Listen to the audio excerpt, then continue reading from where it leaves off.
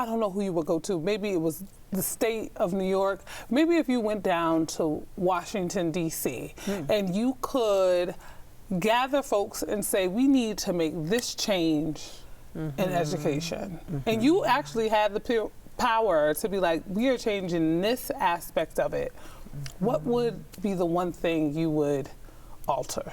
More resources for literacy, because I believe that, reading, children being able to read proficiently has the ability to open doors. You can almost learn anything if you can read proficiently. And so we're doing a lot of work in literacy, especially at our earlier grade levels, because, up until 3rd grade, you're learning to read. But after 3rd grade, you're reading to learn.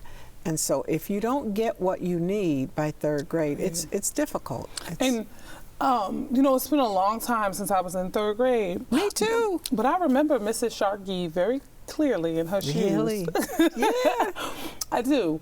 And when you said that, I was like, oh, I've been reading to learn since that time. I never really thought about it.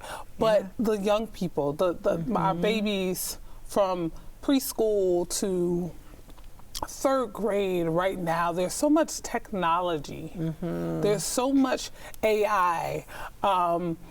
Cursive is obsolete almost. What are some of the things that you see happening around literacy that you think could help? Because I'm wondering, with these young people, with everything so automated. Everything, even learning to tie a shoe, everything is Velcro and everything is so easy. Didn't even think about that. Watches, you don't really have to learn anymore to tell time because, everything is read right for you on your Apple Watches.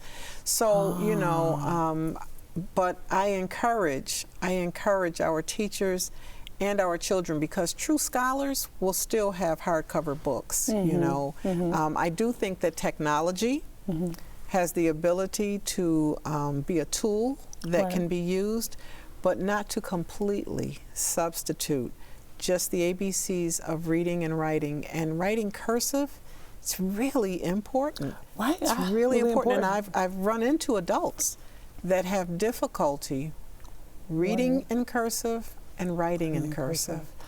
Yeah, well, it's it's funny even now when I run into young people and the things like answering a telephone or just things that just seem so.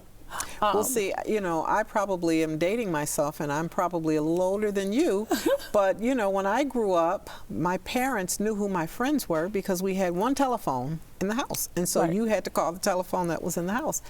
And, now it's difficult for parents to manage who their children are talking to because, they socialize, they carry everything on their phones. And, you think about holidays and how you used to sit with photo albums and with your family and look at pictures.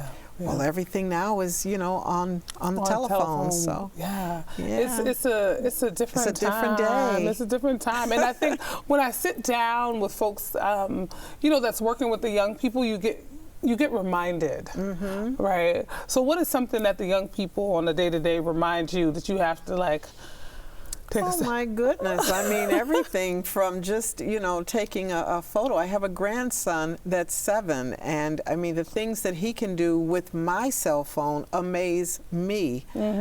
So, our young people are so much more advanced and so much more aware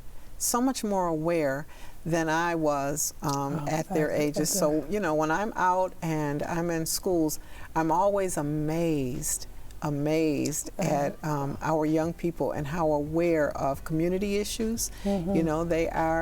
They want to be seen, they need to be heard, they have a voice, and so we try to structure ways for them to be able to use their voice. So we lift up, those skills.